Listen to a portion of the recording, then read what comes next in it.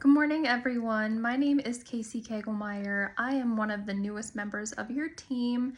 Thank you all for coming. I would like to take the next few minutes of your time to make you aware of who I am and what my job title is here at Community Care Center. I will start off by giving you a little insight into my background as a nurse.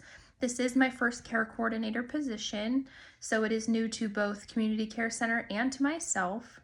My background is in medical surgical nursing. I worked as a floor nurse on a medical surgical unit at my local hospital before obtaining this role.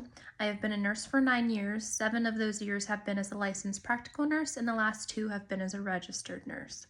I am excited and happy to be a part of this team, and I hope we can all work together to provide the highest possible quality care for our residents. Let's begin our presentation off by discovering what exactly care coordination is. According to Health Agency for Healthcare Research and Quality, the AHRQ, care coordination involves, and I quote, deliberately organizing patient care activities and sharing information among all participants concerned with a patient's care to achieve a safer, more effective care, end quote. The main goal of care coordination is to meet the needs and preferences of patients, keeping in mind their cultural considerations that go along with that, as well as ethical principles, which we'll cover in more detail later in this presentation. Ultimately, the goal is to deliver that highest possible quality level of care. Now that we all understand what exactly care coordination is, let's talk a little bit about what a care coordinator does. My goal as care coordinator is to ensure our residents receive the care they need throughout the entire interdisciplinary team. Do you remember those care plans you had to do in nursing school? That's what I do as care coordinator. I start by assessing our residents for needs. Once I establish what the individual resident needs are for that highest quality level care to be reached, I create a care plan. Once that care plan has been created, it is my duty to ensure the care plan is being followed and the resident is receiving all the care that was put into their plan. Some examples of types of care I'm referring to include specialist physicians, counseling, help with community resources, and especially incorporating that resident's family into their care as much as possible. The next step is guiding residents and families through periods of transitions of care. For example, if a resident was to start palliative or hospice care, that's a massive change, both physically and emotionally, mentally, for the entire family, not just the resident.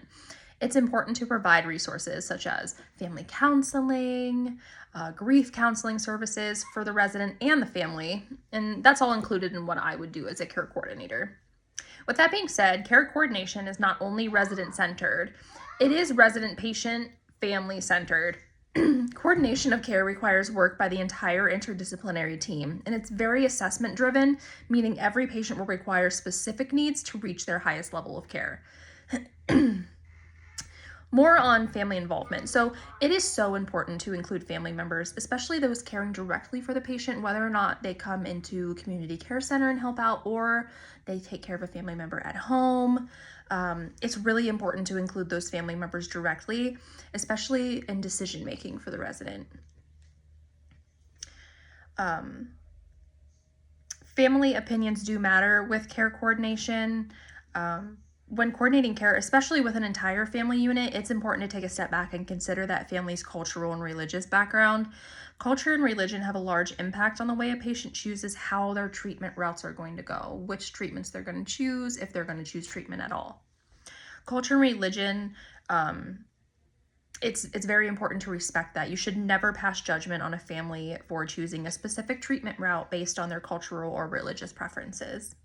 Another definition of care coordination by McNally, Keene, and colleagues state, and I quote, care coordination addresses interrelated medical, social, developmental, behavioral, educational, and financial needs to achieve optimal health and wellness outcomes, end quote.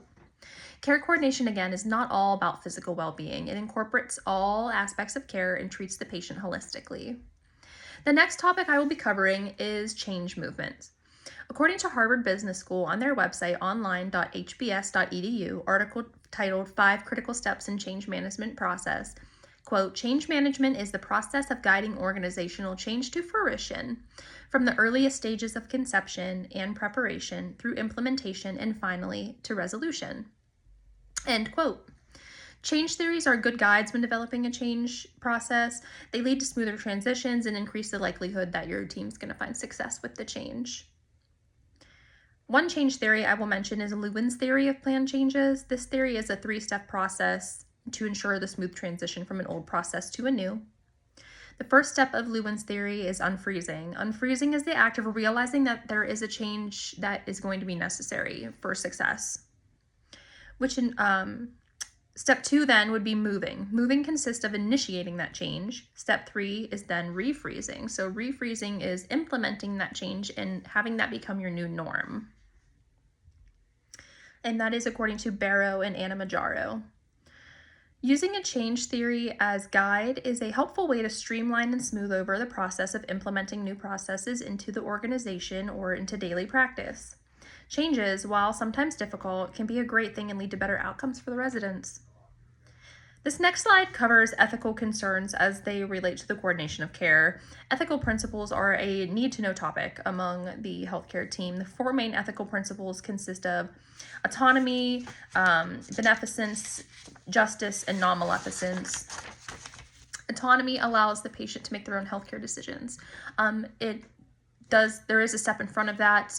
We as the healthcare team need to make sure that the patient has all the necessary information that they need to make an informed healthcare decision.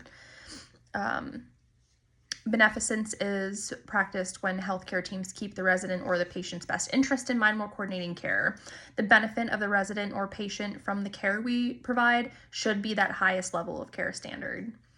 Justice is fair and equal treatment regardless of age, race, gender, religious background, cultural beliefs, and it's important to remember not to push your opinions or beliefs onto your residents.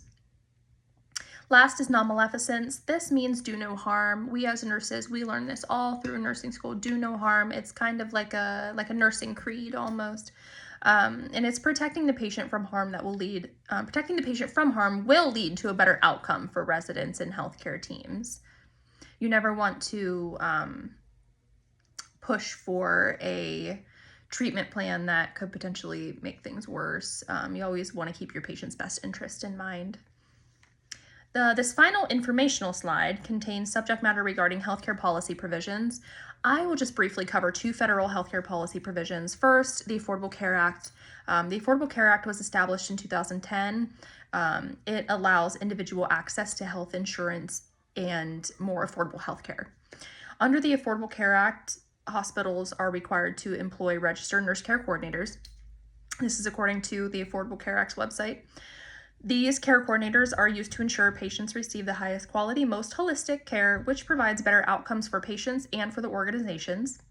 And then I'm just going to briefly talk about HIPAA. We all know HIPAA, but HIPAA is super important. HIPAA, or Health Insurance Portability and Accountability Act, established in 1996, protects patient health information.